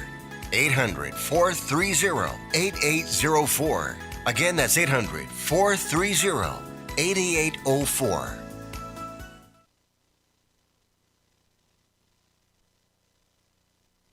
Miss any of the show? The Financial Exchange Show podcast is available on Apple, Spotify, and iHeartRadio. Hit the subscribe button and leave us a 5-star review.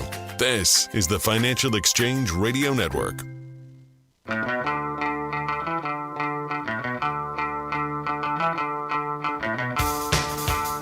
All right, time for trivia here on the Financial Exchange, and it's brought to you by Applebee's. Take your friends or family to any area Applebee's and enjoy half-price late-night appetizers after 9 p.m., including boneless wings, spinach and artichoke dip, and warm pretzels dipped in beer cheese. And don't forget to join Club Applebee's to enjoy exclusive deals and specials. You'll get a free appetizer just for signing up. Now, that's eating good in the neighborhood, void where prohibited, dine in only. Well, we are continuing Olympics trivia here today. So here we go. The 1904 Summer Olympics were the first Olympic Games to feature gold medals for contestants who finished in first place in their competition. The 2 previous Olympic Game athletes who finished in first were awarded a silver medal. Trivia question today. What was awarded to Olympic winners during the ancient Olympic Games? Once again, what was awarded to the Olympic winners during the ancient Olympic Games? Be the third person today to text us at 617-362-1385 with the correct answer. You can win a Financial Exchange Show t-shirt and be registered to win a $100 gift card to Applebee's. Be sure to include the keyword Applebee's in your text, and we'll give away the Applebee's gift card on Friday's show. 617-362-1385, and the third correct response will be our winner. See complete contest rules at financialexchangeshow.com. Cities across the country are reeling with a problem of empty office space. I don't think this is a new topic that people have not heard about before. In the city of Boston, for example, they are considering a substantial increase in commercial property tax rates in order to account for the fact that a bunch of previously occupied offices are no longer paying nearly as much in taxes as they were previously. And the other big proposal that has been out there and project that has been out there is identifying office buildings that may be good candidates to convert over to multifamily housing. That seems to be a big push, not only in Boston, but across the country of, hey, we have these empty office spaces. Why can't we just turn it into housing where we clearly have prices that are way too high? Not a bad idea, but I really feel pretty strongly that this is being way oversold as a policy solution because, A, not everybody wants to live in the financial district of Boston. B, it has been proven over and over and over again that many of these buildings would be prohibitively expensive to convert over from a office building where there is not plumbing for, one bathroom per 800 square feet and views to the exterior over to an apartment complex. And so we keep tossing around these solutions, whether it's in the city of Boston or New York or elsewhere, that really try and skip over the fundamental issue. And the fundamental issue is that office buildings across the country are today worth substantially less than they were previously. And if cities are going to continue to rely on that revenue stream to fund their projects, then they are going to be very disappointed. And so you have a few options here, but bleeding more tax revenue out of a commercial office building is not going to be it, and nor is converting every single one of them over to an apartment complex that's suddenly going to be able to make up the gap. In fact, it's going to have the opposite effect because of the massive tax incentives that you're putting out there for developers to convert these over to apartment complexes. Yeah, this process has been painfully slow. Is it because people are in denial, refusing to accept the new world in which we live of hybrid Which process work, has been of slow transitioning away from traditional commercial, the traditional commercial / office model? Yeah, I think it's been very slow for a few reasons. One, stop tapping. Two, stop tapping. If you could hear that on the radio, Marc likes to tap his hand, so I have to, rather than reaching out and grabbing him, I tend to remind him. Two would be that at least initially during the COVID pandemic, most, I think, assumed that, hey, life is going to return to normal, and normal is going back into the office 5 days a week. And that's clearly not been the case. I don't know about you, Marc, but I certainly have a lot more flexibility today about where I work than I did in 2019. And almost every person I know that works in a traditional office setting echoes the same thing. It doesn't mean 5 days a week from home, but it does mean significantly more flexibility and less need for office space from companies. The 3-year return on the U.S. REIT index published by one of the major real estate data maintainers and providers is negative 20%. It's probably more useful if I compare that to the stock market over the same period. Looking at price returns only, stocks are up 30 percentage points. Price returns only, that's no dividends in there, over the same period. So 50% differential. Thank you. Yeah, exactly. Thank you. So some of this is being reflected. Yeah. So again, public markets pick this stuff up quickly. Investors are forward-looking. It seems like everybody else is behind the curve. That's the slow-moving question, I think, is a few pieces. One, like it's a slow-moving asset class. It is. It's just a slow-moving asset class. Public market response aside, which is speedy. How many people were certain that, half the shopping malls in this country were going to go under over the next decade 10 years ago? Have we had shopping malls disappear? Yeah, but not not 30% of them. Today, to look at this asset class and say it's going to suddenly change, no. I think a lot of the landlords, in addition to waiting out and seeing what happens with return to work plans and things along those lines, a lot of the owners here are taking a note from the 2008 crisis. And the lesson in 2008, for those that could afford to do so, was don't repossess, wait it out, and the market will come back. Right? That was a prime lesson for a lot of banks and a lot of individuals that said, okay, I'm giving up my keys because this doesn't work. And then the bank saying, yeah, I'm actively repossessing this home because the borrower's underwater. The lesson there was, hey, I took a wash on this deal. The bank ended up taking a wash on the deal because they didn't know how to manage property. And then they ended up selling it in 2011 for substantially less than they could have gotten if they just deferred the loan and allowed the person to make the payments later on. So that's part of the lesson. And then the third piece, in my view, I guess this would be the fourth piece if I'm including you tapping your fingers, is the amount of time. Get over it. That was 5 minutes ago. You sound like Biden blaming Trump for forgetting where he was. The excuses in this What was country. I just talking about? The final piece. You still have 2 minutes, Mr. President. The amount of time needed to actually convert one of these things to apartments. Like, how long does it? But we've been talking about it for 3 years. How long does it take to put a toilet in? A single use. It's not just that. I mean, still, we've been talking about it for 3 years. The Manhattan Project took less time. Well, I mean, how much time does it take to put up a new apartment building in the city of Boston? I would imagine it's going to take longer to convert one from office to apartment than it is to put up a new one. Why is that? I don't have. Why isn't it easier to convert an existing structure? The frame's all there. You just have to rejigger it. I know there are challenges. I know I'm an idiot on this subject with no basis for making any comments, but still, it's been 3 years. Hear ya. Let's take a quick break. When we come back, we'll have the trivia winner.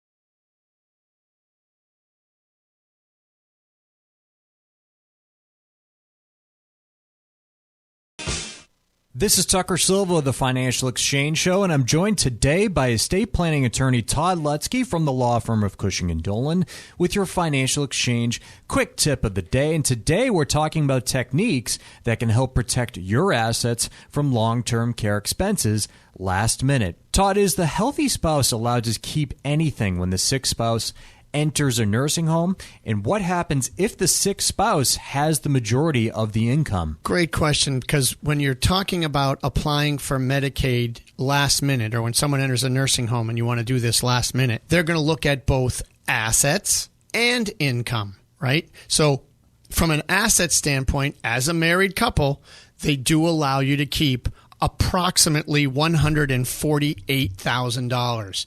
That piece is indexed for inflation or changes every year. The sick spouse is allowed to keep $2,000. So you're around $150,000 of total assets that you can keep. By the way, if you're single, you only get to keep $2,000 in assets.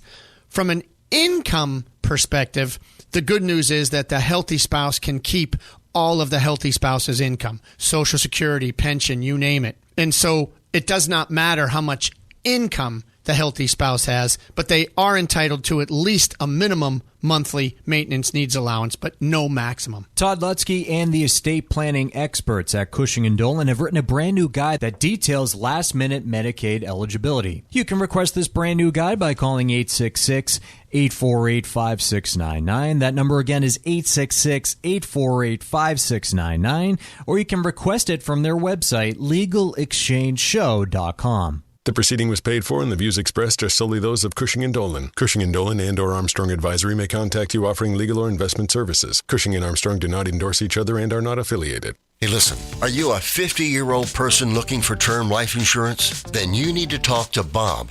Bob specializes in helping people find $1 million or more of term life insurance for a couple of $100 a month. Look, you need to know there's a price war in the term life insurance business, and you may be paying too much. Call Bob, and he'll shop and see how much money he can save you. Look, this could be the last term life insurance policy you ever have. Your rates are guaranteed for the next 20 years. That's right, guaranteed level rates for the next 20 years. And if you're a smoker or your health is not perfect, Bob has great rates for you too. So for $1 million of term life insurance coverage for a couple of $100 a month, call Bob right now. 800-965-7987. 800-965-7987. 800-965-7987. That's 800-965-7987. Paid for by Term Direct. There are many factors to consider when planning for your retirement, including the importance of your tax liability. This is Mike Armstrong from the Armstrong Advisory Group. Reducing tax liability can be potentially more effective than chasing higher investment returns. If you are nearing retirement and need to understand how to help your investment approach and limit your tax liability, call us at 800-393-4001 and request our new guide called Retirement Tax Efficiency. We'll educate you on ways to create a tax-efficient strategy,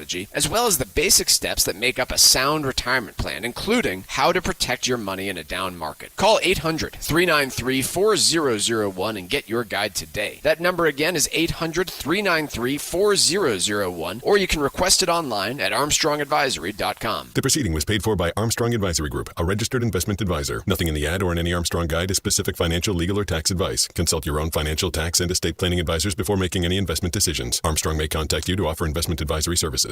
Hi, I'm Lisa Hughes. This Veterans Day weekend, help honor all who've served our country and join WBZ for the annual DAV 5K, a run or walk to support disabled vets here in Massachusetts with housing, transportation, and other critical support. Saturday, November 9th at DCR's Castle Island in South Boston. Let's thank all who have sacrificed for our freedom and help our heroes on their road to recovery.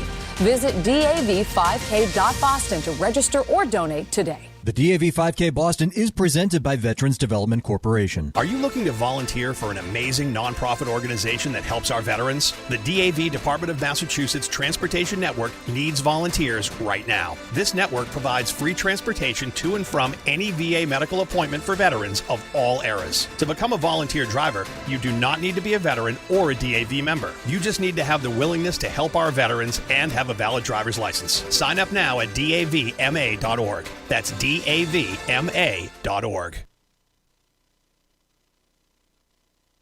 The Financial Exchange is now available on your Alexa smart speaker. Ask to play the Financial Exchange and catch up on anything you might have missed. This is the Financial Exchange Radio Network.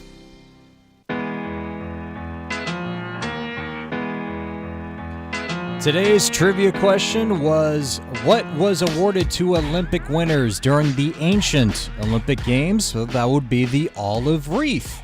Beth from East Longmeadow, Mass. is our winner today, taking home a Financial Exchange Show t-shirt, and Beth's also registered to win a $100 gift card to Applebee's, which we'll give away on Friday's show. And trivia is brought to you by Applebee's. Enjoy half-price late-night appetizers after 9 p.m. and join Club Applebee's to enjoy exclusive deals and specials. You'll get a free appetizer just for signing up. Now that's eating good in the neighborhood. Void where prohibited. Dine in only. As I mentioned, we have a CPI reading coming out on Thursday of this week, and expectations, at least for now, are for a continuation of what we saw last month on inflation, which was a general slowdown in the increase of prices. It's kind of a funky statement to make, but prices still getting higher, but at a much slower pace than they were previously. If we could just say inflation slowing, because inflation is a rate. Yeah. But the way the press uses inflation, it's easy to get confused. So expectations for Thursday would be a month-over-month increase on the headline level of 0.1%. That's after a flat line the previous month, 0.0% increase in headline inflation. When you strip out those food and energy impacts, you're looking at an expectation of 0.2% month-over-month. Those same numbers for year-over-year then would be coming in at 3.1% and 3.4%. So we'll see where things come in compared to those expectations. But there's one area that I think specifically is still very much bothering people and people are responding to, which is necessity items, and food kind of takes the cake on that one, where people are still I'm still seeing the outrage of the receipt at Trader Joe's or Walmart from the cost of groceries compared to where they were. And that's in spite of the fact of food prices year over year not having moved much over the last 12 months, right? The last 12, 18 months, food prices have finally stabilized. And in fact, according to CPI, the year over year increase in food at home is 1% even over the last 12 months. Yeah, it's the shock. As you said, it's the shock of the big price level jump. On average, prices are up about 20%. And even that figure, as I say it out loud, sounds low. My sense is prices, because of the conspicuous stuff like food and I'll just say energy generally, but there's other examples like insurance that have just gone through the roof. It feels like everything's up 50%. Correct me if I'm...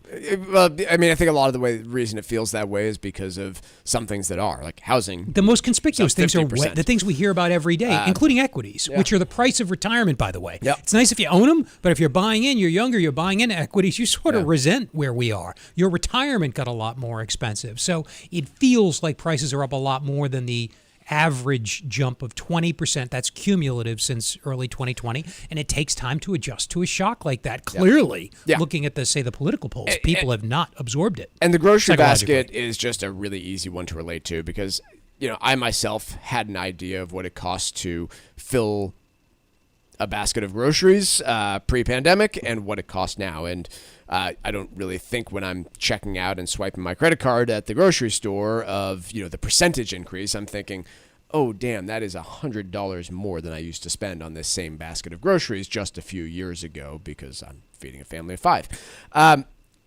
What I am more concerned and outraged about, which this is well within their rights to do so, are the number of companies that are changing their overall pricing strategy soon. And we're seeing this from the likes of Walmart. Walmart has made the decision to roll out digital shelf labels in a number of their stores. And the answer is they want to do this to quickly and easily change prices, right? If they want to do that today, they've got to print out 1,000 different price labels, put stuff on sale, or just say, hey, this whole section or these items are on sale, or print coupons for it. The move here is the ability to instantaneously change all the prices in your store.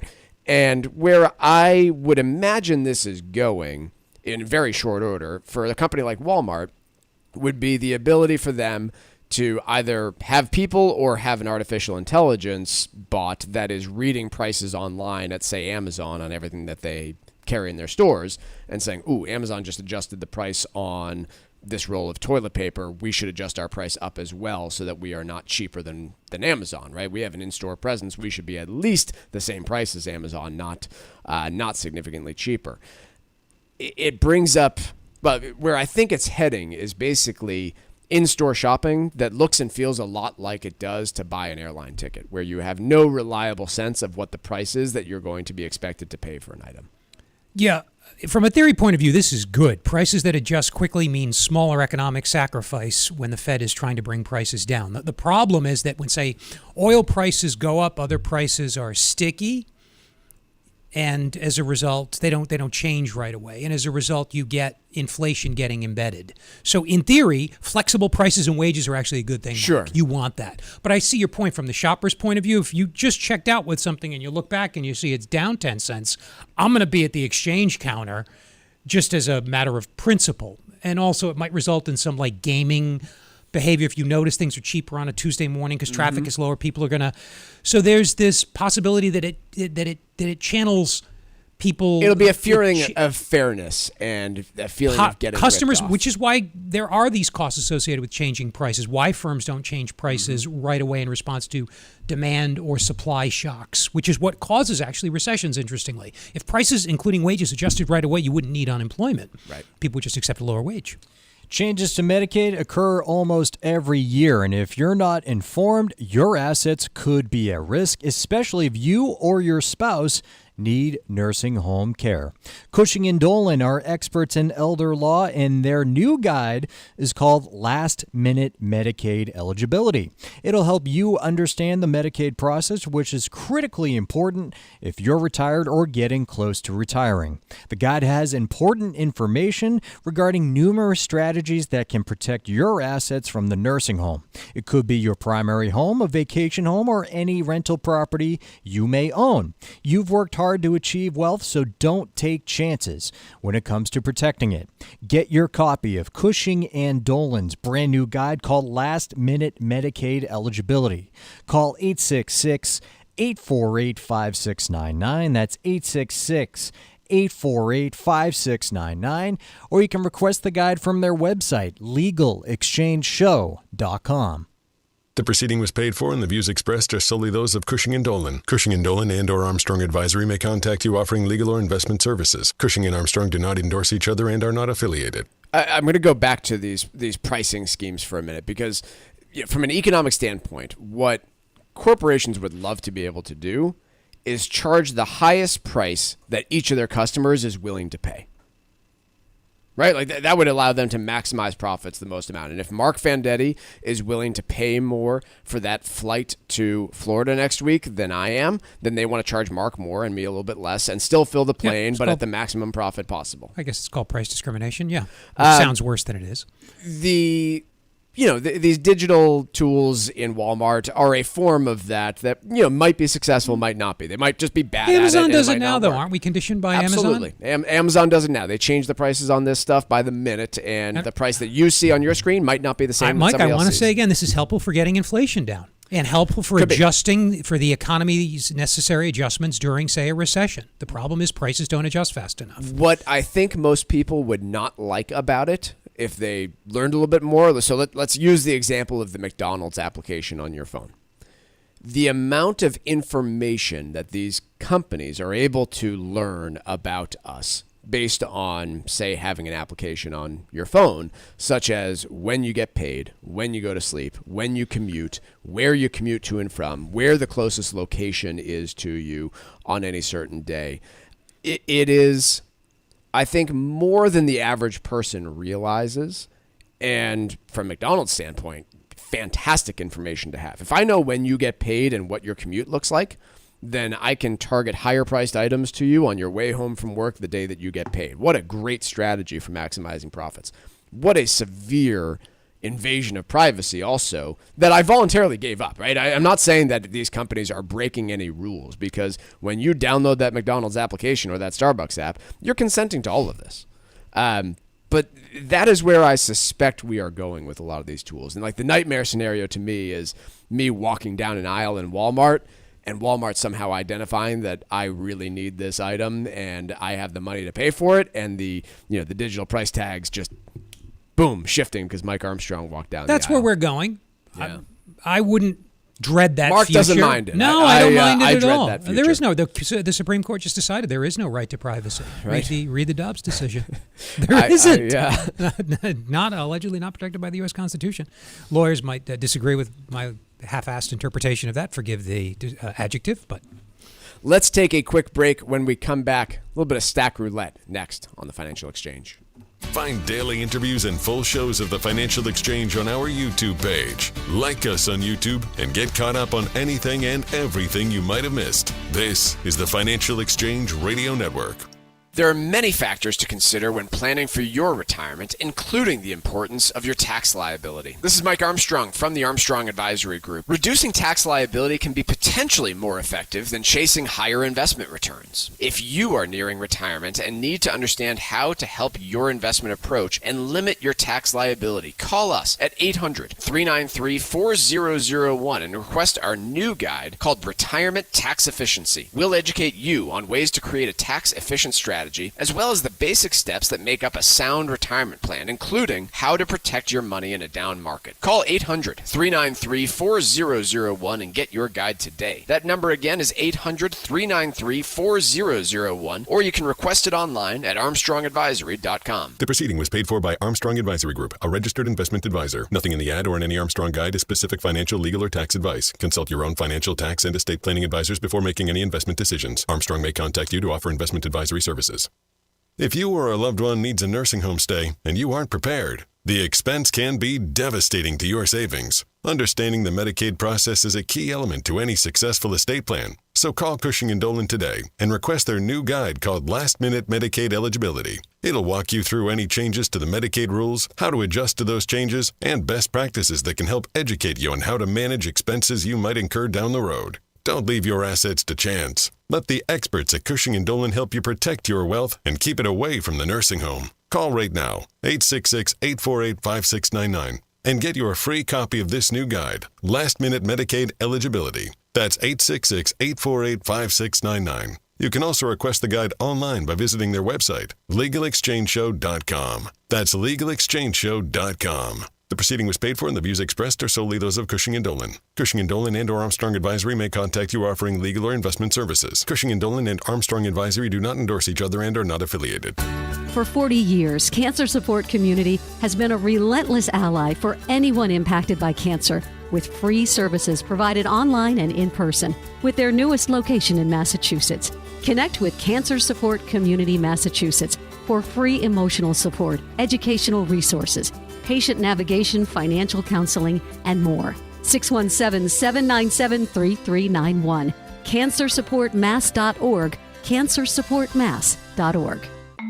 The United States Virgin Islands is the perfect place for your next vacation. Enjoy the sun-splashed beaches on St. Croix, St. Thomas, or St. John, and wake up every day to 75-degree temperatures, sand between your toes, and the finest cuisine anywhere in the Caribbean.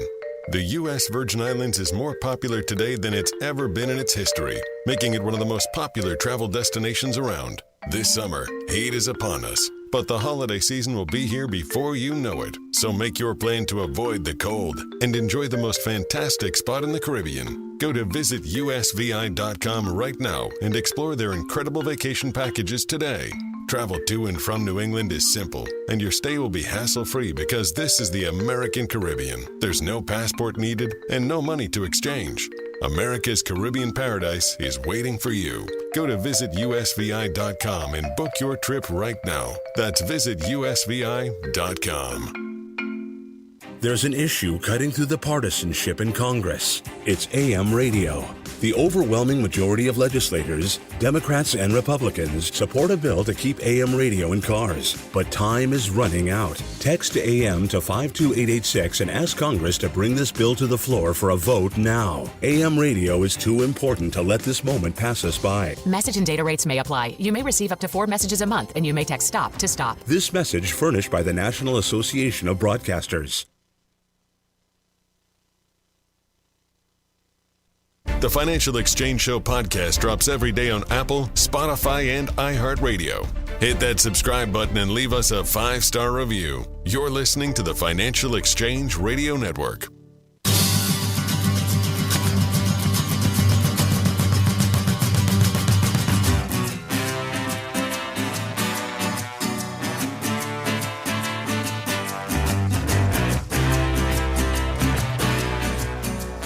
For the second time in less than 3 months, the United Airlines flight has lost a part during takeoff from a California-based airport. That's a very specific thing to happen 2 times in a few months. Specifically, this was a Boeing 757-200 that took off from L.A. at around 7:16 a.m., and the wheel just kind of fell off. To which I say, you use wheels on planes like 1% of the time. Why do we even need these things, right? Yeah, like, you don't need them. What's the big deal? It's just a wheel. Like, it's not like the wing fell off. Who cares?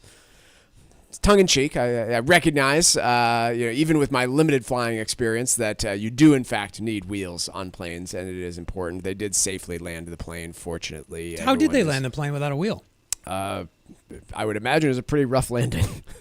That would be my guess. Seriously? I have no idea, but those pilots Did the wheel literally fall? Pardon me, I should have read the story. Literally fell off the plane right after takeoff as they were putting They had some redundancy gear. there, though. There had to be another wheel somewhere. You can't. Yeah, What can you land on, too? I think I'm guessing that they probably. Well, I have no idea how they landed, but were I to do it, I'd be coming hot, leaning a little bit right, and just hope that the landing gear can take more of. I think if if I was in a plane, you were flying it, and a wheel fell off, I'd be like, I thought I was dead before we were taking off. Yeah, that's now I sort of know what I we're mean. dead. Yeah, big deal. Yeah. I guess the concerning part here, again, there's no indication that this would be Boeing's fault. In fact, the fact that it's happened now twice to United Airlines out of a California-based airport might insinuate that perhaps United Airlines is having some maintenance problems. So we will see where this one goes. But good news that no one was injured or died, I guess, is my takeaway in just another story that involves Boeing and safety. Yeah, somebody Again, like I said, probably somewhere not got a Boeing's free fault. wheel. And a hole in their roof, probably. But yes. No, not sure what the resale value is on that bad boy. What do you have for us, Mark? Oh, for Stack Roulette. Yeah, remember we're doing we were that going back today? to prices before we did Stack Roulette. Go for it. Yeah, we can talk about prices. It's roulette. You can I talk have about nothing whatever you on- want. I have nothing on that topic either. Okay, well then I'll talk about one. Thanks, Sorry. Mark. I was waiting to. Hello. Banning Airbnb. This was banned. Did we talk about this? No, it was in the stack yesterday. We did not get to it. So I go wanted to for make it. sure that I'm just not repeating myself over and over again. Banning Airbnb won't solve the housing crisis. That's a piece from Bloomberg here on specifically the city of New York. And what the city of New York did, I think about a year ago, was pretty much unilaterally ban Airbnb from their market of specifically Manhattan. I don't think this applied. Well, I think it applied to the boroughs of New York, but you cannot really rent an Airbnb in New York City anymore. And the author of this points out that hasn't really helped with home prices in New York City, and in fact, hotel rates have gone through the roof to some extent in the city of New York as a result of this, which again, that's a logical next step.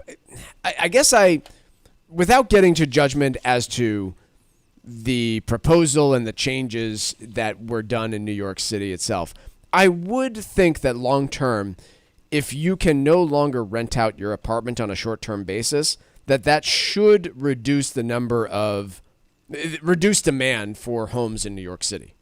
and therefore eventually impact price in some way, shape, or form. But maybe I'm not thinking about it fully, or maybe I'm not considering it enough here to really understand what's going on, Mark. Because, again, if I owned 3 apartments in New York that I was successfully renting out on a short-term basis via Airbnb for the last 3 years and suddenly could not derive that income anymore, I would think I'd be tempted to sell that apartment or certainly not buy any new ones. Yeah, you're removing a source of supply, potential supply. Right. Is there any reason why something wouldn't come in to fill that void?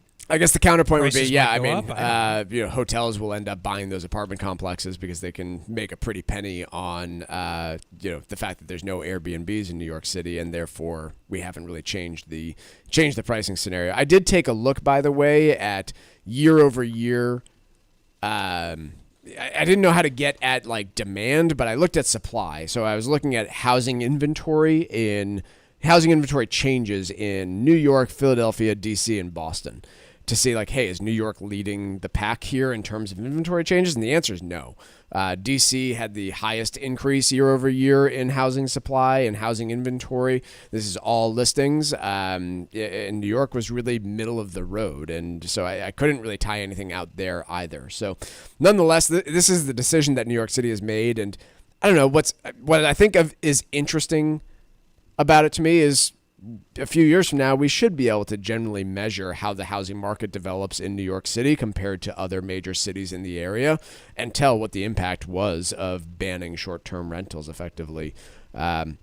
It wasn't just an Airbnb ban. It was a citywide ban on short-term rentals of people's houses. Someone will make an attempt. You should be able to control for other factors, but it's always tricky to do that, and new data and new methods can sometimes lead old conclusions to be overturned. Yeah. I get both sides of this. Part of you says, well, you're free to do what you want. It's your property. Right. But imagine you invested a lot of money in the place next door, and all of a sudden there's a different person every week occupying the unit across the hall, and they don't have the same long-term interest in peaceful existence. You know, they're not there as a resident, like you are. They have a different set of values. Yeah, I can see that. About the place. Yeah, I think when policy comes in with a blunt force hammer to solve a problem, I don't really love it, and that's what New York did. They just said, forget it, we can't regulate this, we're just kicking you all out. And I get why they did. Like, it was really difficult as, say, a condo board to enforce the fact that you're not allowed to do short-term rentals because Airbnb wouldn't supply any specific information as to whether or not that was a condo in your building. So they went with the blunt force of just total ban. And like I said, it'll be interesting to me a few years from now to see what the impact is. Certainly hotel prices have gone up. Do you see any change in the supply of homes for sale? Is the question. Markets remain in mixed territory. Dow down 46 points, 0.1%. S&P up 11 points, 0.1%. And the NASDAQ leading the way up 42 points, closing in on 0.25% as Jerome Powell continues to testify in D.C. We'll have a full recap on that and more tomorrow on the Financial Exchange.